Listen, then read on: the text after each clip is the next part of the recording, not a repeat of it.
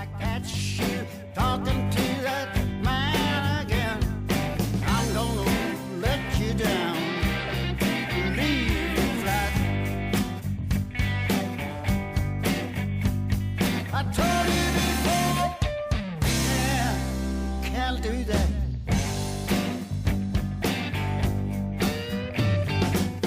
First time I caught you talking to him, do I have to tell you one more time it's a sin? I'm gonna let you down, let you down and leave you flat. I told you before, yeah, can't do that. Everybody's crazy. I'm the one that wants your love. They could only see me now, walking away, big smile on my face. Well, please listen to me if you won't stay mad. Hey, darling, I'm all out of my mind. I'm gonna let you down. I know. Let you down and leave you flat. Told you before, you can't do that.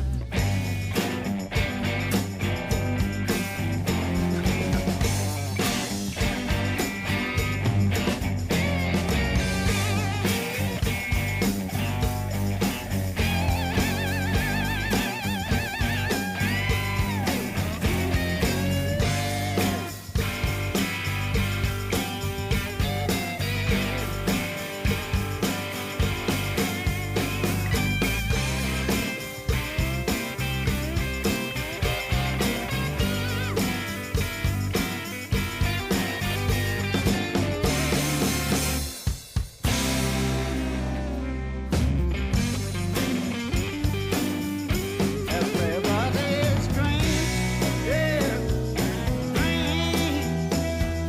I'm the one that wants your love. If they could only see me now, walking away, big smile on my face. But please listen to me if you wanna stay mine. I'm telling darling, I'm out of my mind. Gonna let you down, and I know it. Let you down and leave you flat. I told you before, can't do that.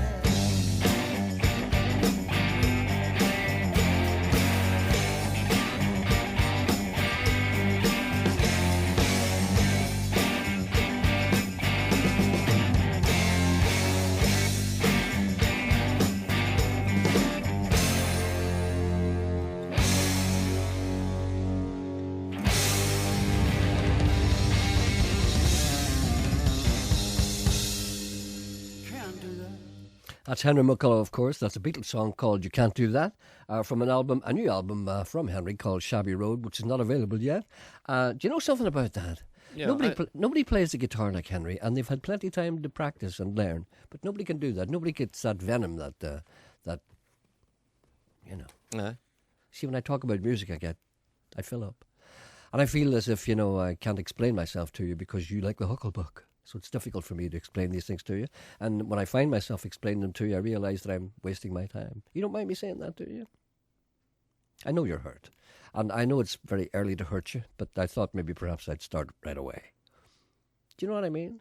And also I've got a very close attachment to that song. That's the first song, that song, You Can't Do That, is the first song I ever sang in public, in front of an audience. So when I hear those two things, I get quite nostalgic. You hate me today, don't you? I can tell. Good morning, everyone. The number to ring if you want to contact this programme is 08459 555 678. The email address is jerry.anderson@bbc.co.uk and the text messaging service is 81771. A lot of concern expressed by the listeners already that I have not been chosen to bear the Olympic torch. Especially when told that Paul Clark has been given a leg. And rightly so. I've forgiven you, by the way. For what? I huffed there for. I know, I heard you. For 30 But that's seconds. okay. I understand I a huff. huffed for 30 I seconds. understand I was a huff. hurt, and I was. I know. You See, I know, didn't mean to hurt you. It just happened You naturally. did, but so It I, just happened I naturally. want to tell you now, I've forgiven you. That's okay. You know, it's great to forgive, and it's a Christian thing to do. And after all, Jesus forgave his torturers. And always remember this. And I didn't mean to I'm hurt now you. It not just speaking to you again. I didn't mean to hurt you. Stop it. It happened naturally. It just happened naturally. I had no intention of hurting you, but I just did it out of habit. But you can hurt me. You often hurt me. You hurt me up the stairs many times this morning. This morning? I Yes, you did. never spoke to you this morning. That's right, yeah. You never hurt me today at all. I missed that. I missed being hurt. Listen, a lot of people concerned When about Henry was in here last week, your yes, guest. he was in chatting to me, yes, last Thursday. Right. There's two things I want to. There's something I want to ask you. But then, He's got great hair. He's got great hair. I wish I had his hair. He's got I would great kill. I would hair. kill for his And hair. he wears that hat so elegantly. He looks great. Yeah. Anyway, Which goes to show you that if you abuse yourself, it always works in the end. there was a little clip that you had on TV on Yes. YouTube of Henry playing. Yes. And Henry hadn't seen it before. And Henry was watching it at my desk, Mm-hmm. sitting watching it on the computer with his brother. And Henry's playing away. Was that Victor with him?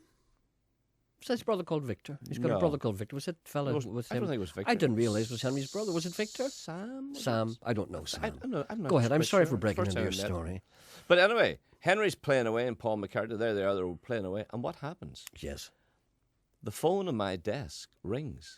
It's Paul McCartney. Now, what did Henry say? What? At least it's in tune. You see, he hears that. Exactly. It was the same key. Nobody else would have heard that, only Henry McCullough. It's the same key as the playing. That's Yeah, what of he said. course. And he was taken by this. He said, listen, the phone's in tune. Yeah, I know. Well, the BBC strive to make their phones in tune with all popular recordings. But this is what I want to ask you now. Yes. This is the question I want to ask you. Henry said that when he recorded that album, Shabby Road, he said they went into the studio just with the acoustic guitar. Yeah. So who's playing lead guitar on that? He said then they sent it to, maybe I've got this wrong. And then they sent it to a guy in America, and he added the drums and all the other stuff. No, that's the drummer, Danny Sewell, who was the drummer of Wings. Yeah. Now, Henry said when he went in with the acoustic guitar at the beginning... What does that mean? He just was trying out stuff. He wasn't really recording He anything. didn't record it with... And he came out with nothing. Right. Because he just went in to try and get the feel of the thing. Right, that's where I got the story wrong. Listen, now, people are concerned about a gentleman who was on this programme yesterday who lost his teeth. And indeed are concerned that they may be lying around the street for the dogs to bite. Dogs to what? Bite. Dogs to bait. The dogs to bait. For the dogs to bait. I meant to say the dogs in the street, and I also meant to say the dogs to bite, so it came out the dogs to bait. It's Irish. No, I was worried in case some stray dog, maybe, perhaps some mongrel, would pick up those teeth and abuse them, or indeed put them to a use that they were not meant to be put to. A man sitting at home, minus his teeth, man who phoned this programme yesterday morning, and had lost an entire set of teeth. Not the whole range, but a plate containing a number of teeth, and we found out, déjà vu, schadenfreude, doppelganger, that indeed the teeth were found outside the very home. Well, they weren't found. They were spotted. Yes. It's not the same thing as found. Not really. If you find something, you pick it up and you... If Shackleton went to the North Pole and spotted it, would he have found it? Yeah. Before Edmondson. I can't argue against that. All right, then. All right. Let's not be pedantic about this kind of thing. So, in other words, a member of the public spotted those teeth, and as I predicted... But if you walk past a tanner lying on the ground... Yes. Right? Why don't you use decimal coinage? Did you find that tanner? The fact that you have walked on past it, is it yours? Well, it is if I decide to stoop and pick it up. Yes, only if you pick it up, then you find But it. I've spotted it. Yeah, but you And didn't I've find also found it. But you didn't find it. The tanner was lost, but is found. A tanner, let's use 5p piece.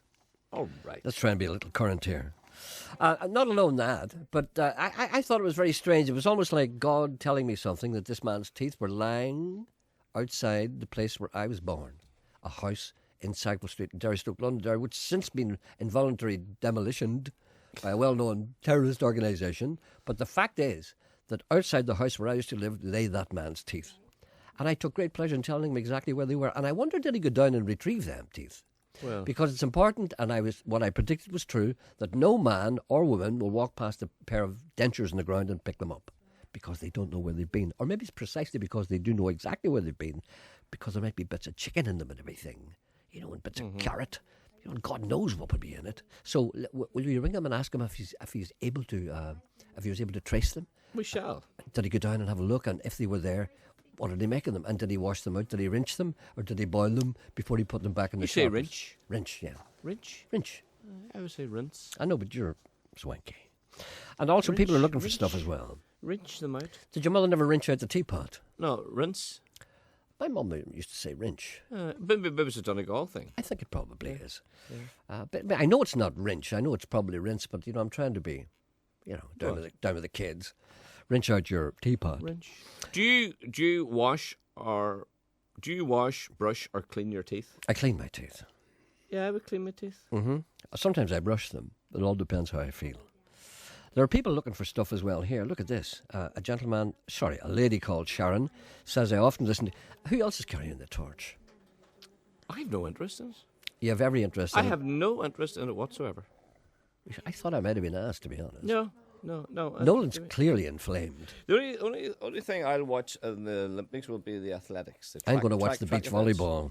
I know you will. No, I'll watch the athletics and that's it. I have no interest. I was in Malibu in November on Venice Beach, and I was walking along, the place where you see everybody roller skating along, and you see those people. Yes. And I was walking, and in the distance... Where?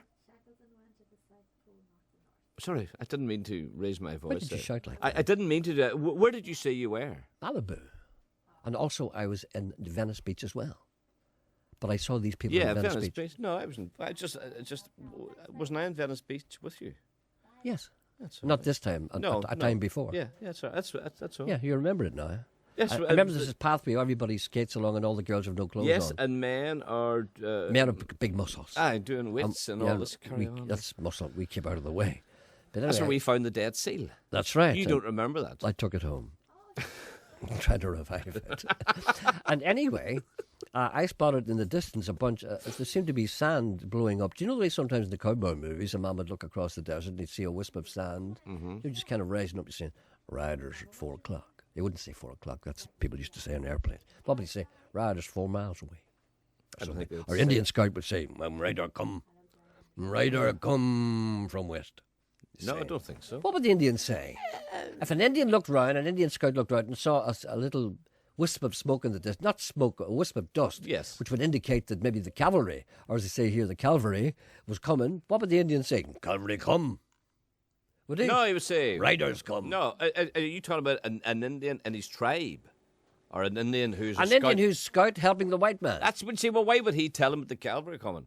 Because they might want to know. Why? Because they might be on the run. Maybe they've stolen some There's no... bullion or Well, something. what's he doing scouting for them? Because he's paying them.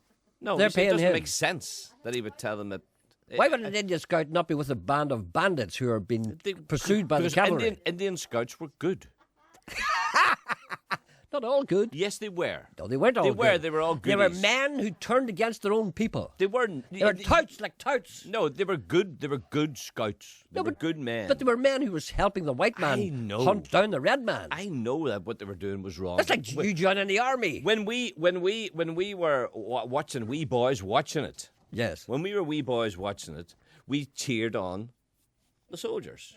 Well, and the scouts. what was Tonto then? See, Tonto was a goodie. But in real life, the Indians knew he was a baddie. What did Tonto say when the Indians surrounded the Lone Ranger? Well, you're on your own or something. He's on your own pale face. Yeah. All right. Anyway, you. what did the man say? Riders come.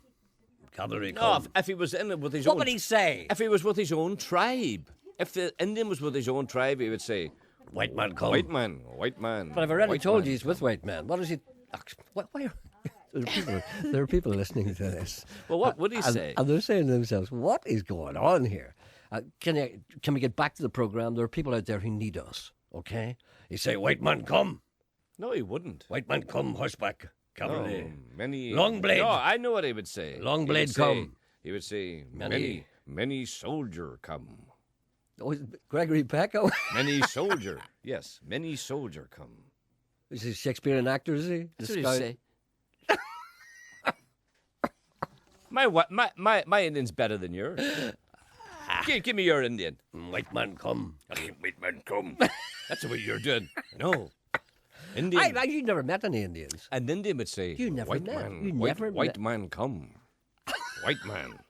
He would say, white man come. A long knife That's come. ridiculous. Indians didn't talk like that. They said long, Long knife. knife come. Man with crooked sword come. It didn't say that. You think you're in the lyric theatre or something. I'm a Stop that. very good Indian. That's a better Indian than you. many years from now, white man will own our land. You see, he would say, they hear the passion in me. There's passion in me, not you. Many years from now, white man will own our land. That's no good. That's ham acting. I'll do Give it. me a bit of passion. Okay, I'll give you an Indian, right? White man destroy the earth. Okay, I'll give you a bit See of the Indian. white man destroying the earth. I'll give you a bit of Indian now, Go on. okay? White man come from across sea. Maybe first 20, then 100. White man come to Indian. That's you've lost it. White man come White to man. Indian. White no, man. they say white man. White man That's better. come to Indian. White man make many promises. Break. Empty promises. Who's being the Indian? But he would say empty promises. Don't say empty promises. They never. Oh, where are we, by the way? Are we in a tent? No, we're outside. Now keep out of this. White man make. Who are you talking to? I'm talking to me. Shut up. Stop up. That means shut up. White man make many promises. Many empty promises. White man speak. Break. Will you shut up? Hey, I'm not finished get yet. the fork tongue bit in. White man speak. No, you don't say forked tongue. White man speak with forked tongue. White man make many promises. Break all promises except one. Like he wouldn't say except. All right then. Broke all promises, save one. Save? Save one. He promised to take. Save one? Who's been a Shakespearean actor now? If you don't Save shut up, one. if you don't shut up, I'm not going to finish this. Right, go ahead. White man come from across sea on boat with sails. He come to New York. He go to Barry. he come west. He make many promises. He broke all promises except one. He promised to take our land, and he did. See, you believed that, didn't you? Yeah. I did, but I didn't think I'm coming in the boats. Oh, how do you think he's going to think I'm going to fly over? Well, I didn't think the boats- 1848? But the Indian wouldn't say he's going to come in boats with sail. Yeah, he wouldn't know how he came. Yeah. I often listen to your show, and I know that you can find pet animals. We have a pair of Cayuga ducks, Cayuga, or duck and drake. The fox took the drake, alas, nature, and the duck is very lonely. Our kids aged 8 and 6 years want to get her a new husband. They plan to call him Donald. The kids also want ducklings. Despite searching, we cannot get her a new drake. Can one of your listeners help? We live on a farm in County Antrim with a lake and island perfect for a duck family. There's a new challenge for you. Hope you can make this. Hope you can help. Can the listeners contact the show and pass any potential drake suppliers on? As a lady looking for a drake, a Cayuga drake. White man, look, Cayuga drake. White man live in County Antrim with lake and island, perfect for raising ducks. White man say, bring my duck, and he will kill. He make a duck a curry with fried rice. White man on one. Hello, white man. Hello? Good morning to you, Mr. Anderson. I'm sorry, we seem to I have was lost on ours. with you last week to explain that we'd lost a wee dog that panicked when the Cairn Ryan boat came into Island McGee. You see, many people do panic when the Cairn Ryan boat comes into Island McGee. Do you remember that? I it do ran remember away? this. Yes, I do remember this well. Well, we have got the wee dog back after 5 days. She was What? living rough at 11 months old and had covered about 4.5 to 5 miles overland over 5 days through sheep and goats and ducks and foxes and badgers. And we got her back on Saturday, and I would just like you, through your programme, to thank everybody in Island McGee for all the efforts they made looking out for her. That wee dog must have been to hell and back. It must have been, but she's definitely a survivor, you know. Well, did it look any the worse for wear? Not one one bit, the wee bit of wood stuck across the roof of its mouth, and its wee paws are sore. But that's all. That's suffered and has been to the vets. And been checked out, and it's 100% again. Apart from that, just apart to from the thank everybody in Island McGee for all the effort that they put in looking for it, because there must have been hundreds of people. And now that she's back with her owner again, I was babysitting her for 2 or 3 days, and that made it 1,000 times worse. But she's back with her owners now under her own sister, and everybody's very happy. So it was just if I could use your program to thank everybody for all the effort they put in. Of course you can. And you'd like to thank all the people in Island McGee for making the effort. Did people actually actively go out and look for the wee dog for you? They were, well, she was found in Portmuck on Saturday afternoon of her own accord. She come down to eat people's picnic. She was too hungry. And but everybody, the golf people had looked for her on the golf course, and everybody on the island was looking her. Right. And what did you see? Port where? Where was it found? Port where? It's been found, and it's just as I say, you don't mind me using it. No, it's okay. Thank everybody for the effort they put in. No, that's fine, by all means. Jerry, sorry for interrupting. Did the people know that people were having the picnic? Did they know that was the wee dog that was lost? White man. They didn't, but there was another man down who I had been speaking to at 7:30 that morning, and because I was out every morning walking the fields looking for her from Tuesday, and she appeared down to this picnic table, and another man who knew I was looking for the dog spied her, asked if she was his, and if she was their dog, and they said no, but they would take her home if nobody claimed her.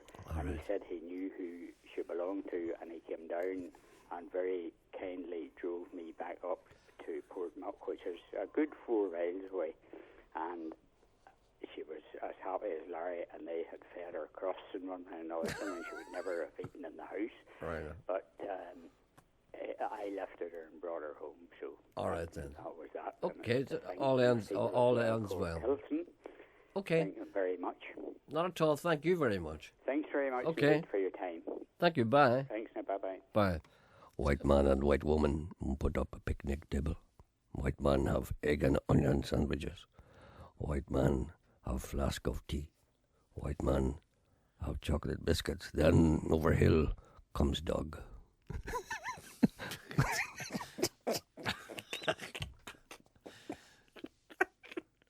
Listen, I've got one for you. What? This is good.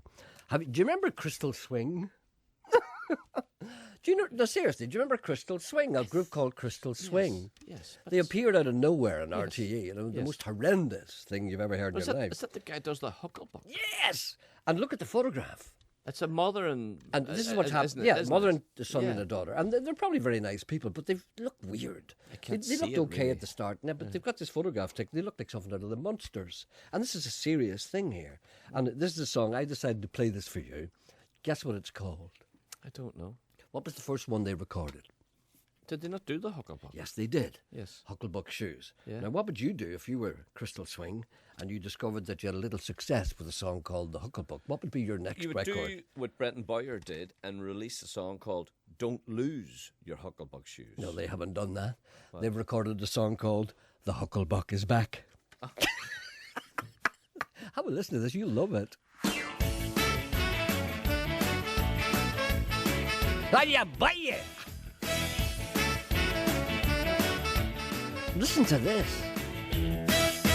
Hey, everybody, have you heard the news? You know what I mean? The Hucklebuck is back, so put on your rock and roll shoes. You like it already? No, I don't. Ah, you love it. We're gonna dance again now. You know you love it. Chance again now. Till your mind is gone and your brain just blows the fuse. You gotta grab your baby in now.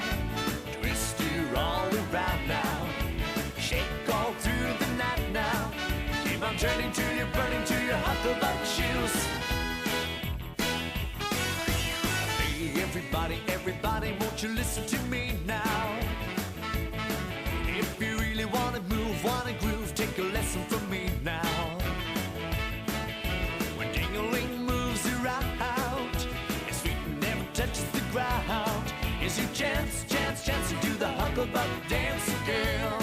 of a solo now, maybe.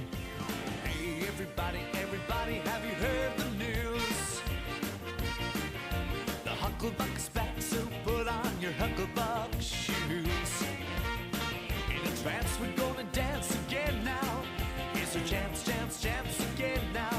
Till your mind is gone and your brain just blows the fuse. You gotta grab your baby in now. Shake her all around now. Twist on through the night now. Keep on turning till you're burning to your Hucklebuck shoes. Hey, everybody, everybody, won't you listen to You know what's going to happen now, don't you? No. You know what's going to happen now. We're going to get many, many requests to play that No, again. they won't. Yes, we No, are. you will not. Yes, we will. Not at all. This is the Hugo factor. No, that's... There'll be people ringing up, and Emma, I want you to make note of this. There'll be people ringing up after news wanting to hear that again, wanting to know what that is. No, they And I'm telling you. So here's your chance, chance, chance to do the Hucklebuck dance again. This is the type of things you play if you want to be popular. This is what Hugo does. This is the way home. This is It's what a Gerry bridge. Kelly does. Everybody does a this. bridge too far. You would do it, I wouldn't. and you would do almost anything. You're probably right.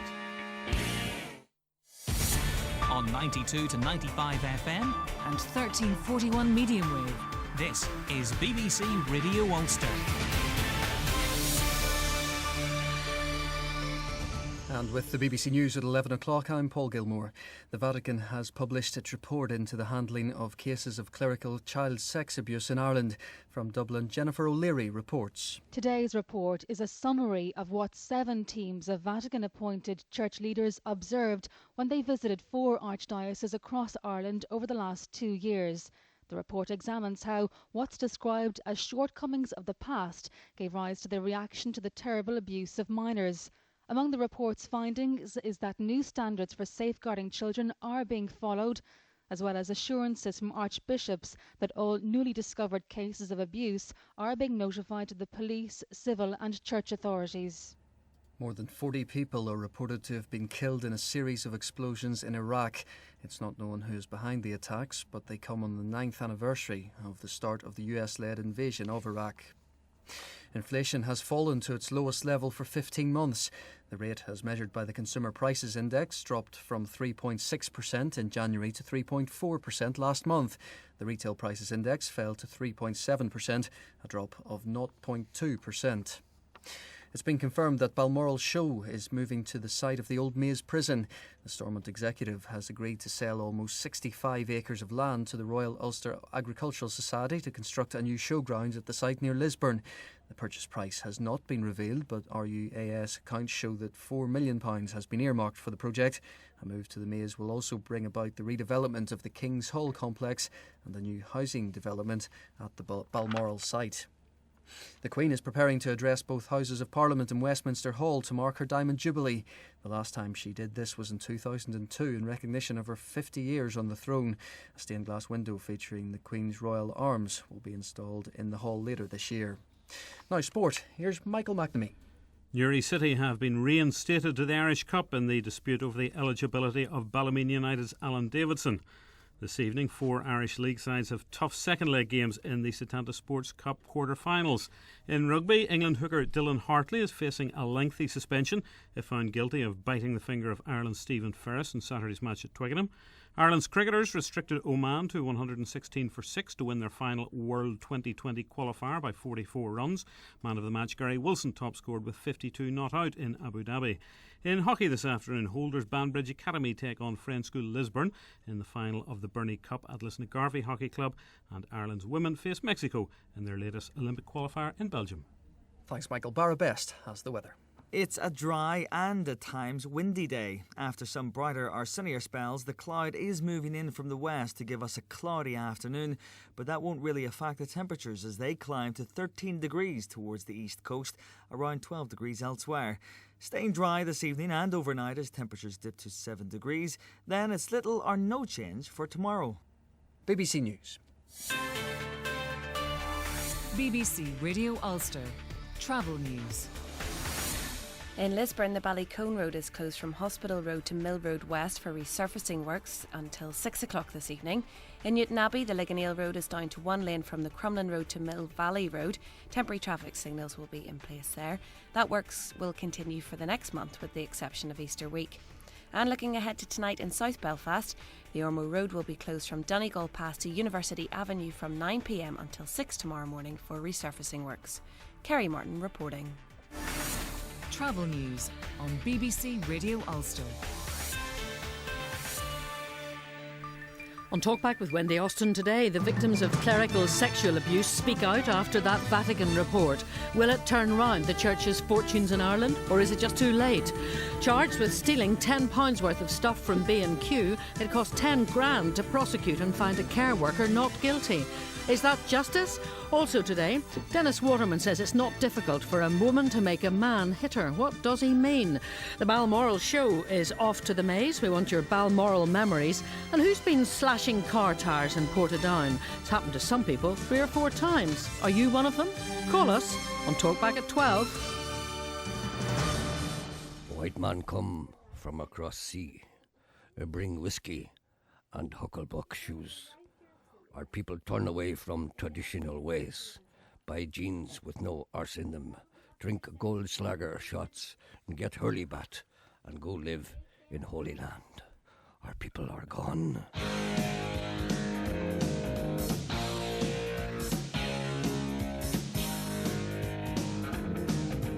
No white man's ways will not be tolerated.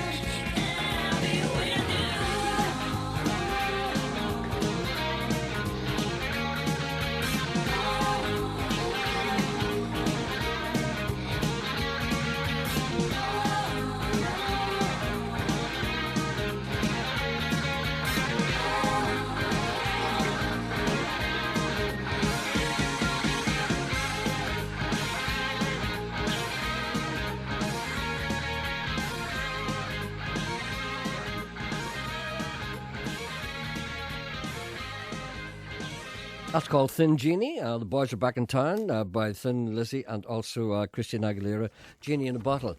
Gentleman needs some help. Apparently there's a noise on the radio. It's all right, it's only me. Hello? Hello. The noise on the radio, it's only me. Ah. Oh, it's, I know, yeah. There's some interference on it. That's what I mean, it's me. Oh, you've... listen, where are you? Hear, Where, listen. where are you? You hear that? I hear that. That goes on, even with a fat boy, as you call him.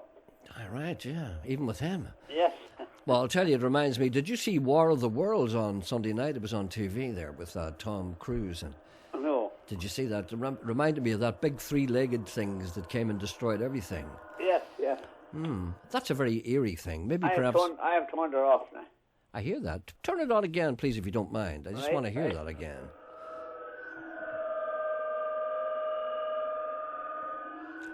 Would Ken go down to his house, do you think? I think everybody can, and do we? Well, I don't Ken think... would need to hear that. I don't is think that, so. Is that going on all day?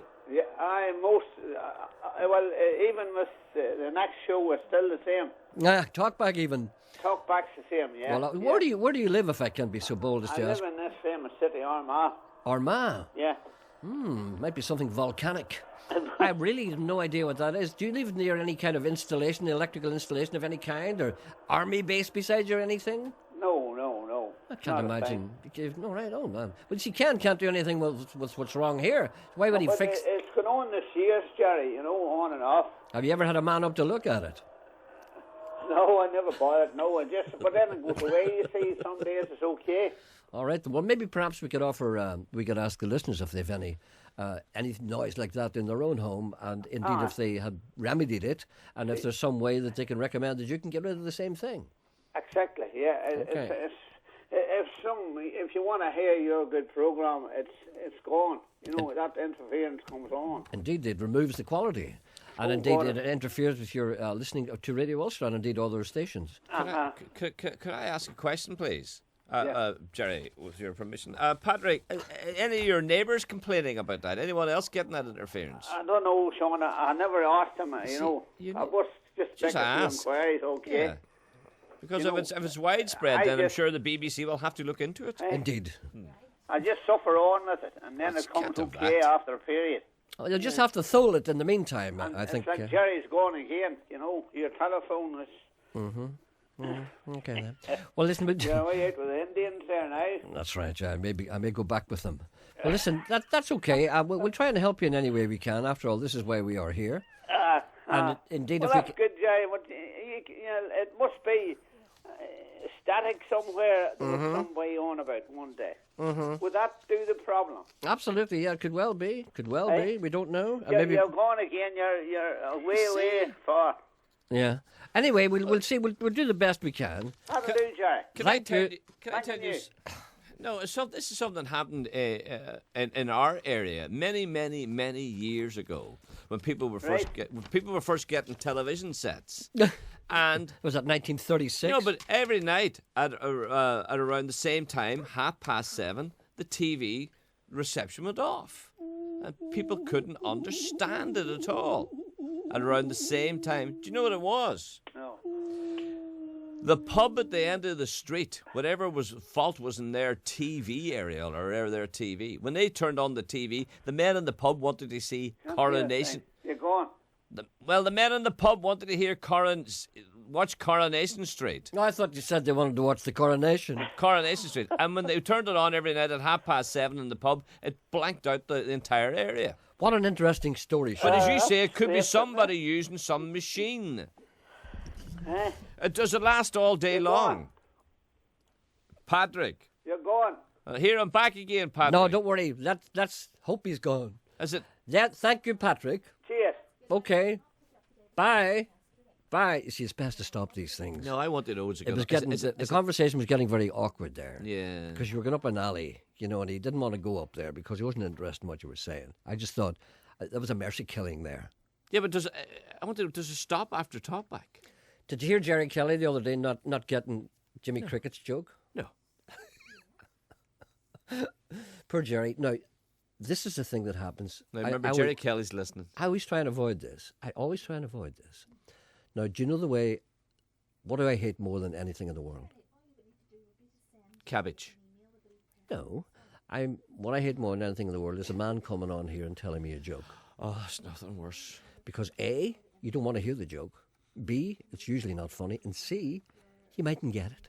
And D, you might laugh in the wrong place. Or laugh. Do you know when you're expected to laugh and then you laugh and then the guy Is that says... still D? It's Is not that over still yet. D? Sorry, I moved on to E. I didn't tell you. Oh, yeah. I like to keep these things from you. Yeah. So it was a joke about a horse. You want to tell it now? I'm going to tell the I horse. haven't heard no, of it. no, I'm not going to tell the joke because I may not be able to please. tell it properly. Oh, I'll do the your best I can. Go on, there's not... Jimmy Cricket's brother Right, and the Duke of Norfolk right. on a horse. Owned a horse. On the horse. Yeah. Is that what I said? On the horse. Right. The horse was running to Newmarket. Yeah, They went in to see the jockey, right, and Jimmy Cricket was there with his brother and the Duke of Norfolk. right. And they said to the jockey, "We're worried about this horse." The jockey says, "Why?" So it mightn't be fast enough. The jockey says, "I'll get her to go as fast as I can." And Jimmy says, "Here, give it this tablet." So what would I do that for? It'll make it go a bit faster. The jockey says, I'm not going to give the horse that tablet. It might damage it." And Jimmy says, "Here, I've got 3. Here, my brother, take one of those. Here, the Duke of Norfolk, will you take one of them as well?" So they all took it. They all took a tablet. Then after a while, the jockey got worried. And he said, "What happens if anything passes me on the straight?" He said, "Don't worry. If anything passes you, it'll be either my brother or the Duke of Norfolk." That's all right. And Gerry went, Because it's not really funny. "I know it's not. But you see, you should have went." No, Gerry did it right. And Jimmy said, it's anyway, Gerry. Was it Jimmy Cricket was telling him this? Yes, but you see, what I'm saying to you now is that might not be the correct joke. But the way he told it was funny. The way I told it, I'm not really a joke teller. But that was the gist of it. Do you know what I'm saying? Yeah, but you when can see was it coming. You can see the punchline coming. No, but It's no good. I know, but I laughed. But Gerry didn't. No, I didn't laugh either. And I'm going to give Gerry the benefit of the doubt. Maybe he didn't hear the punchline. No, I agree with Gerry. It's not funny. Well, it's not funny the way I told it, but it was funny the way Jimmy No, Cricket told it. it doesn't matter. You can see the punchline coming.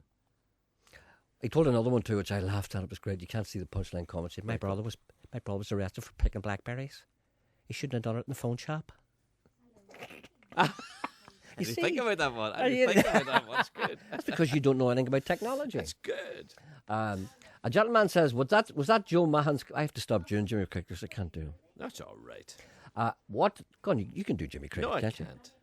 Yeah, of I course never you can. thought about doing Jimmy Cricket. Of course you can do him. Can you not do Jimmy Cricket? That's all right. It's quite easy. Hi. Was that Joe Mahan's Indian cousin Sean was imitating? Joe Mahan's. Oh, I got a cross between Joe Mahan and Eamon McCann. Oh, I've got that here too. Sorry to give him a... Oh, yeah, that's good, bud. Is it? What? Wait, white man, come. No, see, that would be great. No, do Eamon McCann complaining about civil rights and all. No, not that Indian. White man, come. Take my tent. One Indian, one vote. One Comanche, one vote. I can't get into Eamon Nah, McCann you're doing no the good. Indian. You're no Doing the fun. Indian. Doing the Indian. Let me... Did you think about that? That's just, you can just throw it at a man. You can't just throw an Indian at a man. You know what I mean? You just can't do it. All you have to do is be Eamon McCann saying Indian things, but talking about civil rights but and I'm trying stuff. to think of what. You see, I've Go,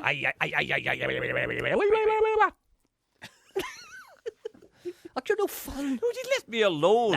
Leave me alone. That's what I call being no fun. What Leave me alone. Leave me alone. Look, you see, I'll interference. You're that wee man up in Armagh's interference, all right. Could you please play a song called One Starry... Could you please play a song called One Starry Night, sung by Sean Terrell? I played a song by him called Ballyvaughan, which was very nice. It's beautiful. And we recorded this with Davy Spillane on pipes. It is unbelievable. It is an Irish traveller song. I've never heard that. What is it again? One Starry Night. One Starry Night. I don't know. This is the story of a one starry night. This is the story of a starry night. I don't know if it's that or not. It says One Starry Night. That's all I know. What do I know? Good morning, Gerry and Fat Boy. Could you please play any Alabama 3? That's Billy in Scotland. Any chance of playing Brona Gallagher's new song, Fool? It's a cracker. I didn't realise that was out on CD. Actually, I've heard her singing that. Martin from Belfast, who is painting the bathroom. A person sends me a photograph.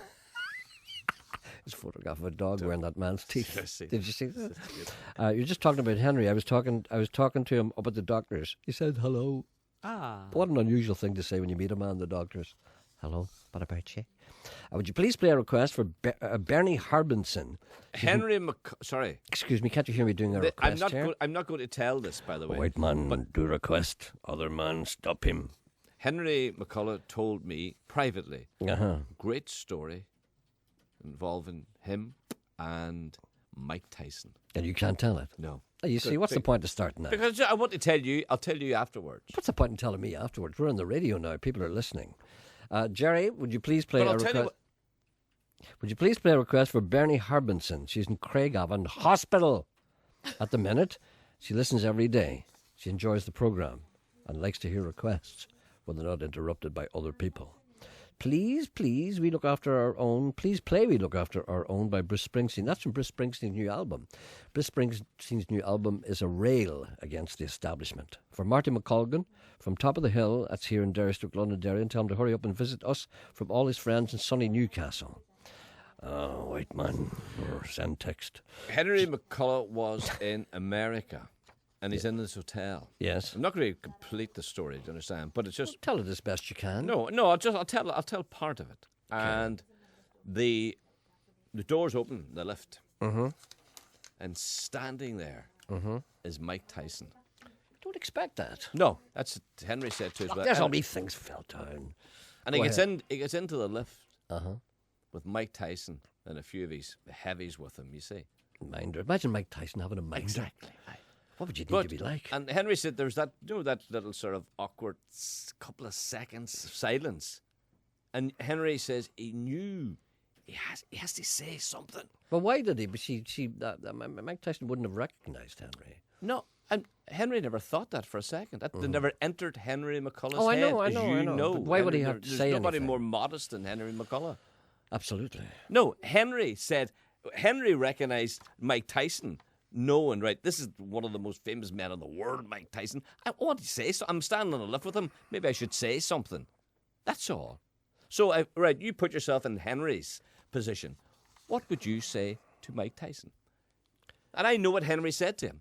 And only Henry McCullough would have thought about it. He probably said something like, "You're a big lad, aren't you?" He didn't say that. What did he say? God, I'll give you another two guesses. What time is it there? No, he wouldn't ask to. And you wouldn't turn around and say to Mike Tyson, what time is that? That's been cheeky. Mike Tyson was thumpy. Still boxing. Yeah, that's not bad. But it's not what he said. Go ahead. I've run out of answers. I know.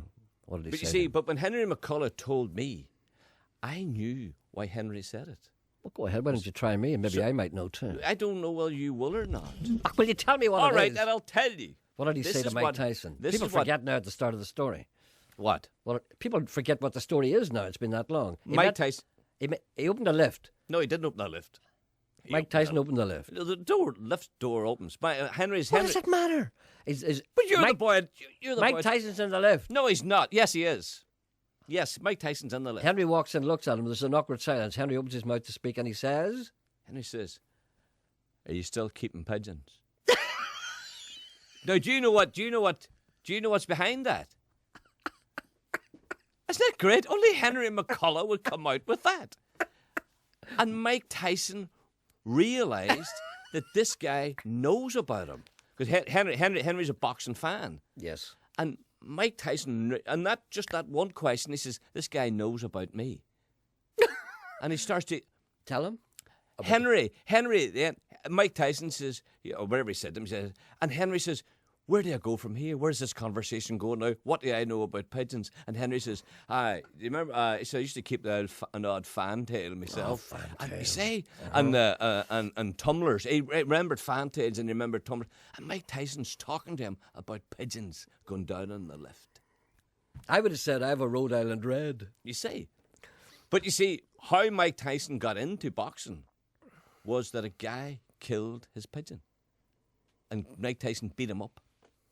I would do the same. It's a bit like on the waterfront. Do you remember No. that? Remember that scene on the waterfront? No man kills my pigeon and lives. And Mike Tyson battered this guy, this bully. You see, that was him street fighting. That was the first fight he ever had. And the guy that he fought was bigger than him, older than him, and Tyson went for him. So for him to say that to Mike Tyson, he's still keeping pigeons. It was great. Mike Tyson says, this head knows me. And then they met the following day, same lift, same situation, and then they had another They went conversation. to the restaurant and had pigeon pie. Yeah, you are. But isn't that great? Thank you for that. Not at all. Maybe we'll talk more about pigeons later. And Mike Tyson. You're making rain, and you're just in reach. When you sleep, escape me. You're like my yo-yo that glowed in the dark. What made it special made it dangerous, so I bury it. Forget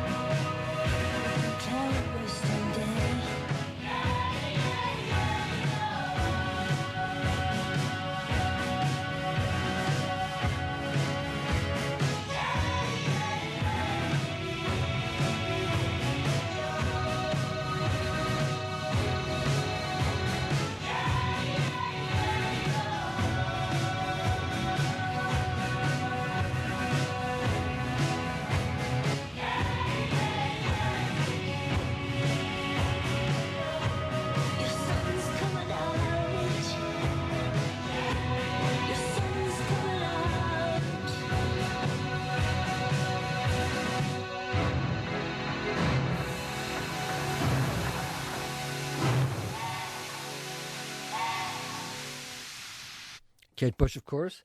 Cloud busting. A gentleman writes to me and he said, I don't know what the Fat Boy was moaning about earlier on, because people getting honorary doctorates and about people being able to carry the Olympic flame and him not being asked to do either of them. I said, my old university gave an honorary doctorate to Jeremy Clarkson.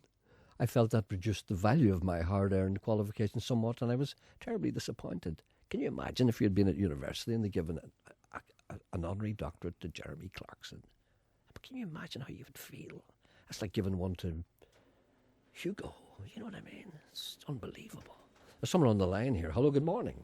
Good morning, Jay. How are you today? Well, you two boys get carried away, I'm telling you. It's very sad, actually. I'm listening to you here for half an hour. 2 old women wouldn't be any worse. Do you hear that? That's your fault. It's not. It's your fault, because you're always bickering at me like an old woman. And makes me sound like one too. Oh, Anyway, you're right. Well, I tell you, I just listened to you this morning. The poor old man lost his teeth there. Yeah, we haven't heard. Have we heard from him, Sean? No. Well, I had a bit of excuse an me, experience I got myself last Excuse me. week. Hold on a second. Hold on a second. Right, here it comes. Here it comes. No, here don't be like that. No, go on. Did you ring him? No. That's good. Very honest, Sean. You didn't ring him. Well, why don't you ring him? I forgot. Well, why didn't you just say you forgot? Give me his number. I don't know his number. What am I, memory man? Did you not write his number down yesterday? Emma? Maybe Emma did. Emma? But wait a minute. Can you just wait? She's just... I've already been waiting for an hour. Hold on, you hear my case first. Hold on a minute. Wait a minute now. We have to get this sorted out first. At 10:30, I said, let's find out what happened to him. You And did. I assumed that you would probably, ring him. I know it's too much to ask, but it's only been an hour ago. Maybe perhaps you could ring him and ask him how he got on. Did he find the teeth? Is Emma there? Just a second. Is Emma awake, is she? Emma, have we got the number of the man telephone number of the man with the teeth? Can we ring him and ask him how to... Yes, Emma says yes, she will do that. That's quick, Emma. An hour later. That's good. So, tell me this. What about your story? Well, my story last week, I have a wee clit, and I often lost it. Last week I lost it, couldn't find it. Is it and an I upper was going plate? to a meeting with a parish meeting to McTeague, and I had to go without it. And I said to the priest, Father, I'm sorry, but I've lost my teeth, and that's why I'm lit. But I found them later on that night in my pocket. Yes. But I know it's an awful embarrassing problem, so I'm feeling sorry for that poor wee man. I thought you were going to say you found them in the trifle.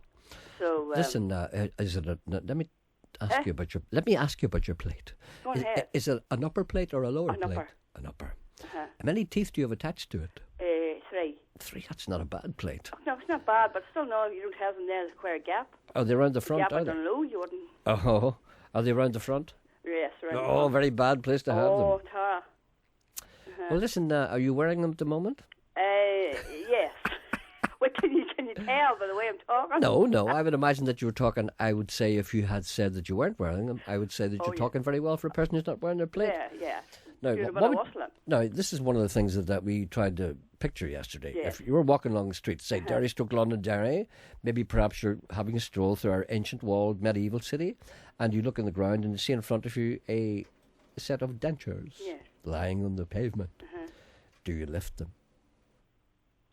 Well, is this a competition? No, do you lift them? Would you I lift would lift them surely and set them in the nearest windowsill. Well, isn't that great? Isn't that the perfect solution? Yes. I mean, even if you had to lift them with your hanky. Yeah, and put them in the windowsill. Or something like Now, that. that's the and very set thing. Them on the nearest windowsill. The very thing, and that's putting out your stall and that's saying, listen, I found these. Let them be in view. Whoever lost them, maybe find them.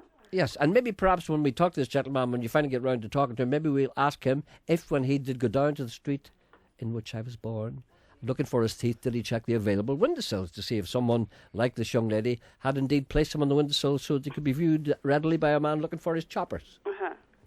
Well, are you okay now then? Oh, I'm gone now, but I keep losing them. I'm thinking of getting something permanent done. And I've 2 grandchildren here and they're tagging into Why don't you get some implants? They're very, kept out there. I might just look into that, but it's very expensive. I might have to take out a loan. You might have to go to the credit union. Yeah, I'm telling you. What do you want this money for? 3 teeth. Here, Gerry, I heard you saying Bernie Harbison's in the Craigavon Hospital. That's my sister. So the kid's blood pressure will be up to 90 now. She hears me on. Bernie Harbison, yeah. So is she okay? Is she all right? Okay. She's coming all right. All right then. Just she's in for a while, but you danced her up in Derry City one night. I did not. The night you had your wee concert. Did I? Did I dance with somebody that night, Sean? You did, surely. I know. You were there. I wasn't with you all night. Along with Molly. I should hope not. All right then. Okay. Well, I hope she enjoyed herself. Yeah, We may be having one of those again. You might. Oh, that's good. Keep us posted. I certainly will. Hi, come here. No, Molly wants you to give out that she's having a wee traditional night on this Friday night and Moneymore Old School for children in Crossfire. Yes. And what's she going to do there? Everybody's welcome. A bit of fiddle, Bit of song, wee hula, a bit of get together, just a wee night's crack. cheese and onion sandwiches. Oh, aye. No drink, only mineral and tea. Can you bring your own if you want? Bring your own if you want, aye. And when is this going to occur? This Friday night. All right then. So it's for 23rd. Children Crossfire, Yes. Richard Moore. Okay. Thank you very much and indeed. another point now, that's all I wrote down. Go ahead. I think Mike Nesbitt's going to be the next leader of the UU party. We were just talking about that today. Well, and you know how I think it. why? He was in the Manor House here in Moneymore and the family griddle for his dinner 4 weeks ago. And I just happened to look down, he had a pair of pink socks on him. And I said, there's a boy looking to be noticed, he's going places. Well, he'll be the first leader of the UUP who habitually wears pink socks. I'm telling you. And maybe we can, There's some selling pink socks after this. apart from David Trimble. Uh-huh. Who are these socks? Gerry, thanks for letting me talk to you. And, It's a pleasure. I'll keep your teeth on from now on. I indeed, yes. Right. Okay. Bye. Pat's Bye. on too. And the teeth have not been found. Well, thank you Emma for finding spoke to a that out. gentleman. He went down, and he thinks that perhaps the street cleaner got them and swept them away. If you had been a street cleaner, would you sweep away a pair of teeth? Yeah. I don't think I would. Yes, you would. Why couldn't he put them on the windowsill like any normal Catholic? And the gentleman who lost the teeth has an appointment today at 1 o'clock with his dentist to get new He's teeth given up made. then. Yeah. He's given up. Yeah, well, obviously the man swept them away. So You they're know, gone. there's no passion left in this world. There's no sympathy. Did left. you ever have a plate? No. Did you not? No, I never had. But I'm thinking I of. remember as a young man. I've all my own teeth, by the way. I would have been. I had a I'm having a little trouble with them, to be honest. tooth with you. missing. Had you? All right. What's that? I don't know. Oh, I know what that is. I've still got the telephone on. There's a Go call ahead. on too. Uh-huh. And the dentist made me a false tooth, but he put it on this big plate, a big full up the top of your mouth plate. And I put it in. I couldn't talk. Like you talk, and you can't feel your tongue. You touch the back of your teeth. Is You it not a talk. matter of getting used to it? I couldn't. I just could not talk. I dumped it. I threw it. That wise move. You'd never been a broadcaster. Your career would have gone down the Swanee. There's someone on the line here. I don't know. Who is it? Hello, good morning. Pat. Pat? Hello there. Yes, Pat. You're making very How you strange doing? noises. I'm almost afraid to talk to you. Huh? You were making strange noises there. No, not yet. You may not have been Anyway. aware of them. Sometimes when people are waiting on their phone, they go, and they don't Oh, I realise they're could- doing it. Aye.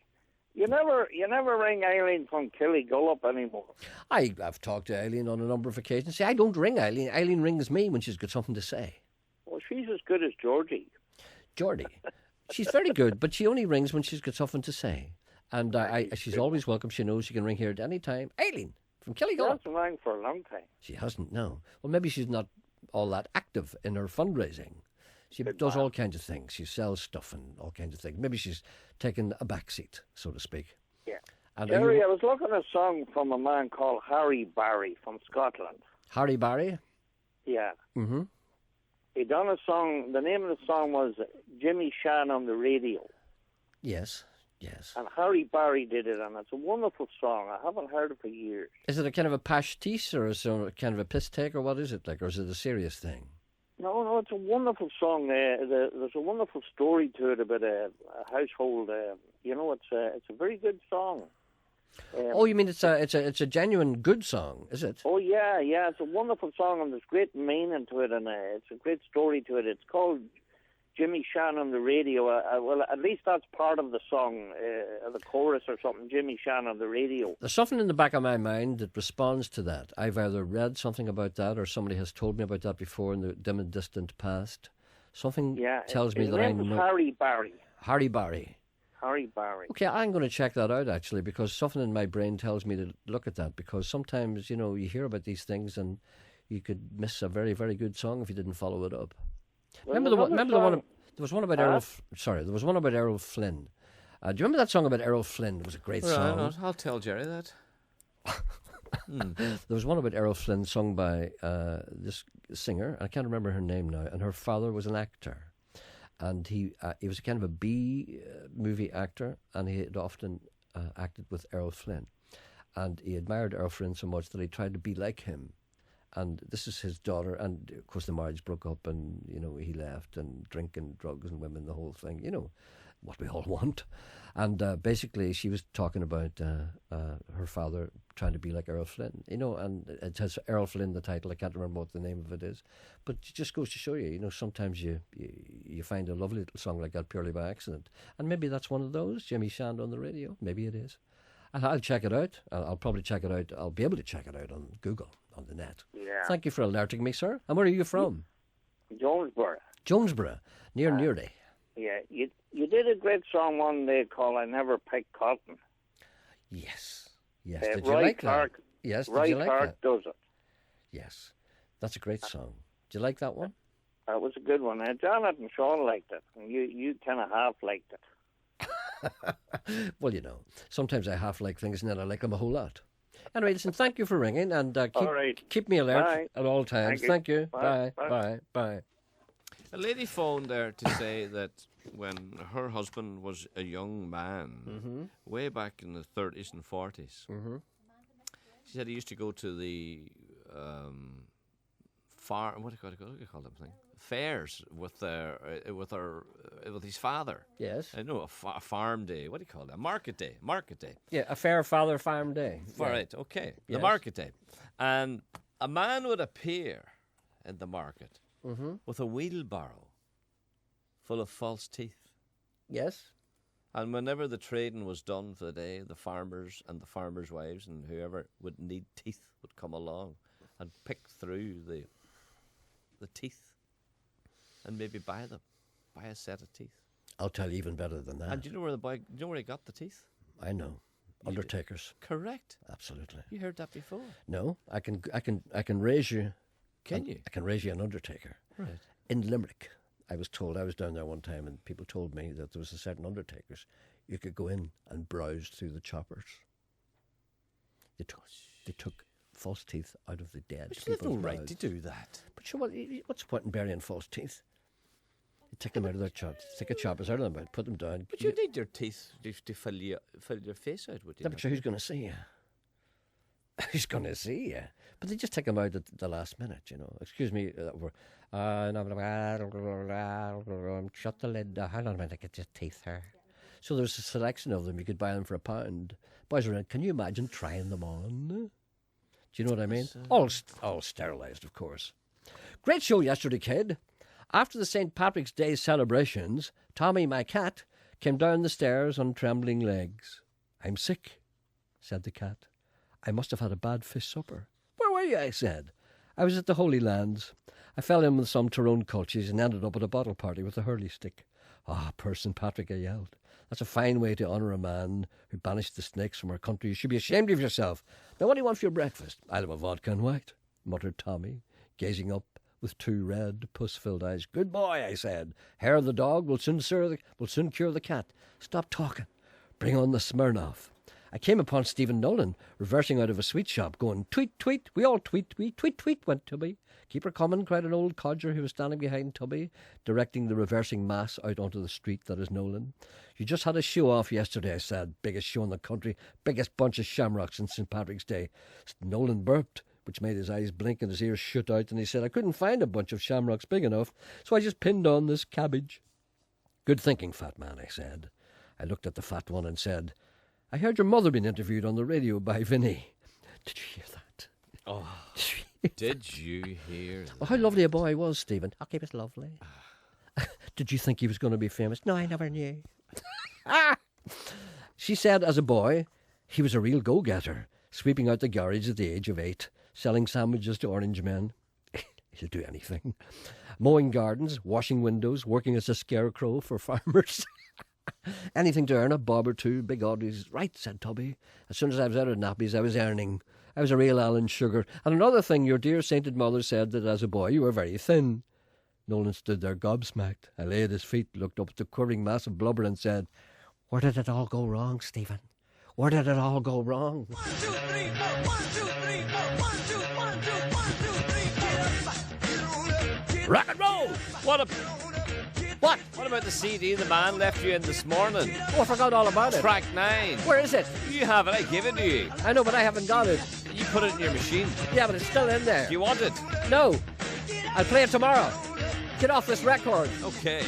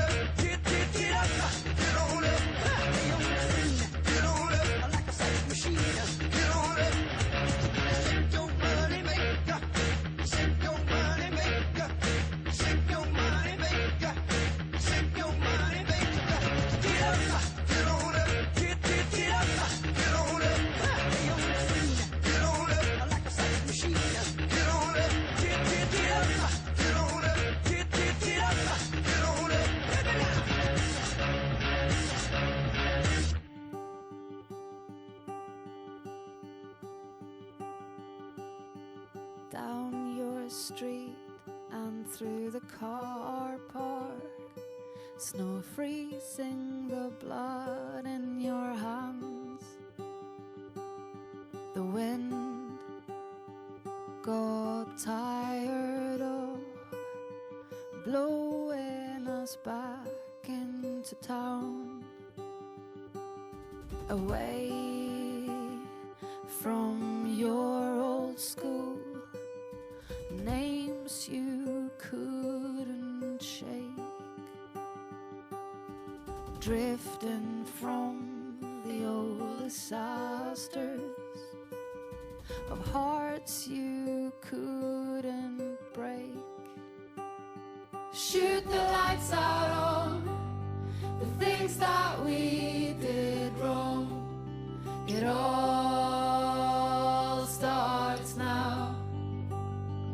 We've got days to live and make up what we missed.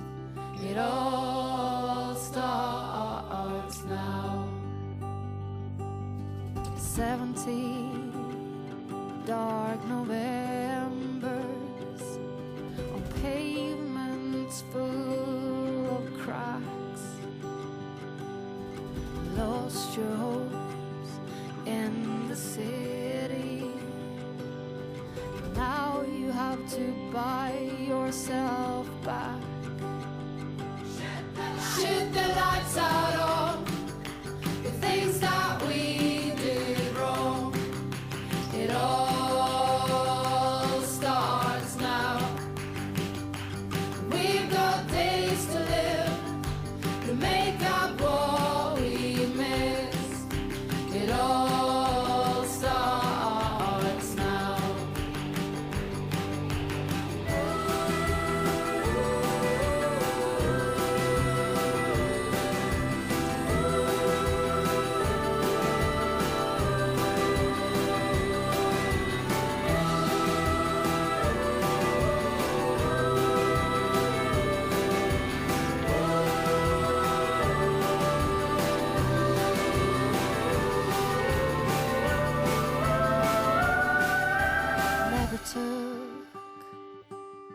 chance to be something I thought I lacked. The only things I give away are things I don't want back. Shoot the lights out on the things that we did wrong.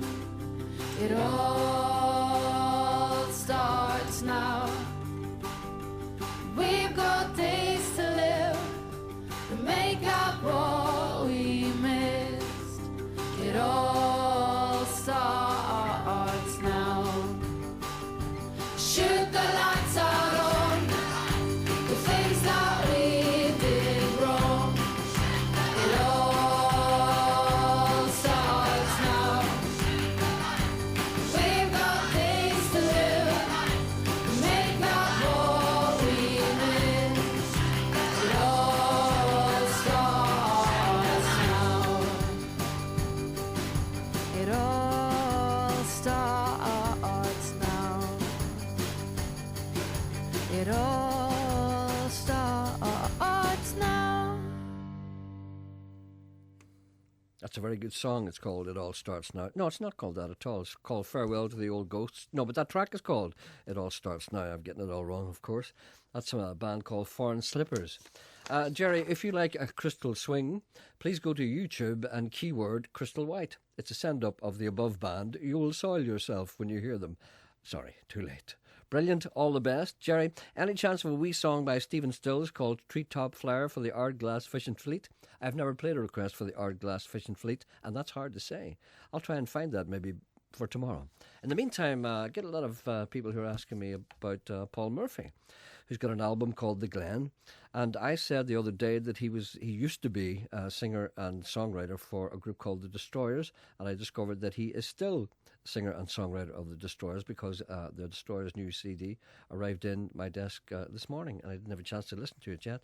But what people are really asking about is this song called Glen. The album is called The Glen, and they want me to play this, and I will. It's a very, very nice thing indeed.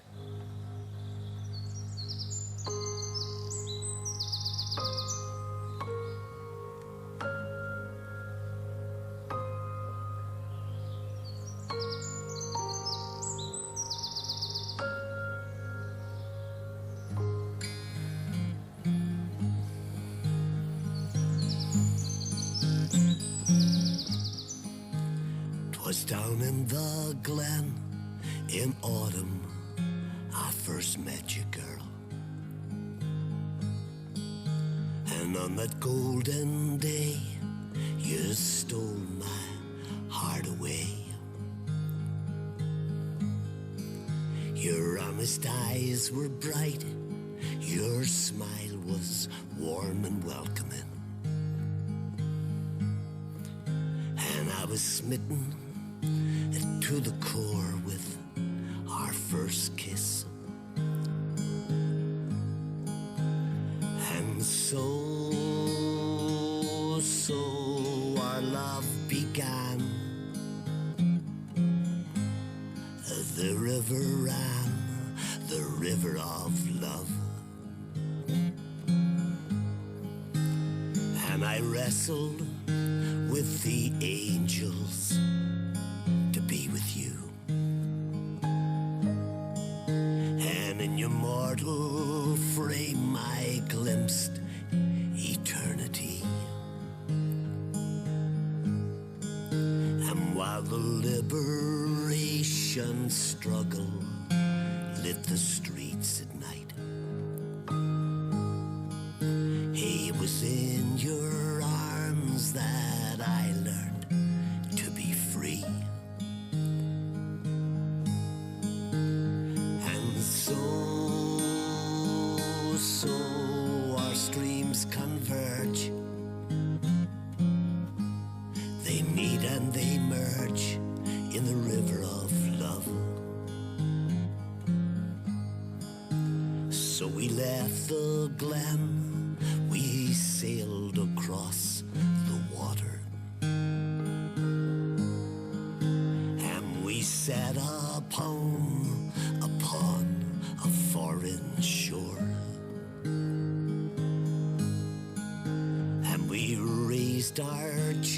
children up with joy and dignity. High and love, it was our roof, our walls and floor. And so we rolled along, the river's song, the river of love. We had our ups and downs, there's no denying. Yet the shadows seem to emphasize the light.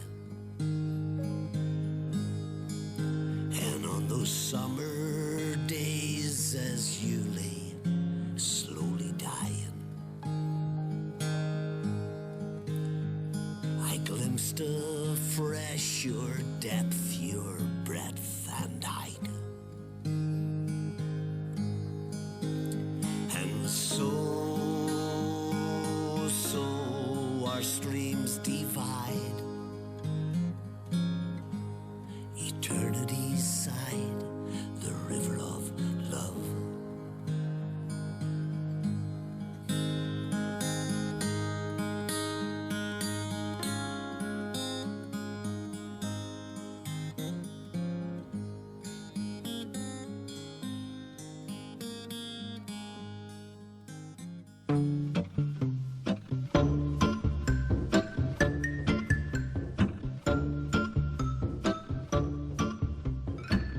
Now and then I think of when we were together, like when you said you felt so happy you could die. I told myself that you were right for me, but felt so lonely in your company. But that was love, and it's an ache I still remember.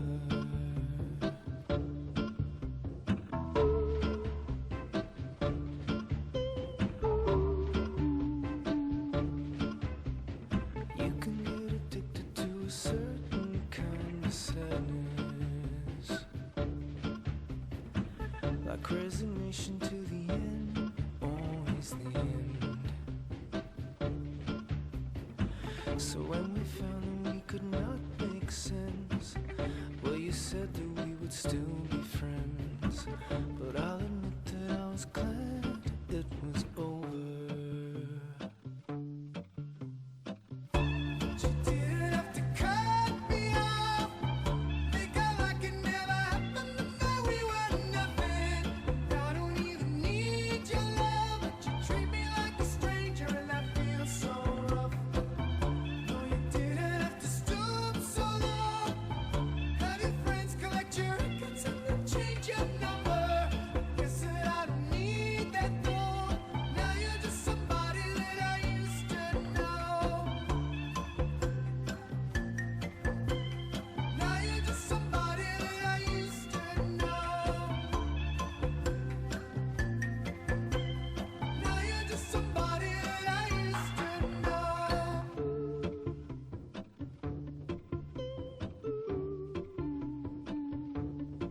This is Gautier, somebody that I used to know.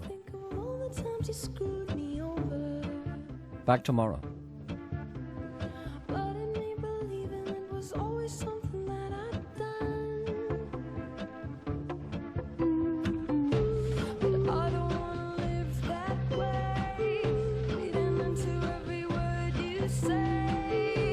You said that you could let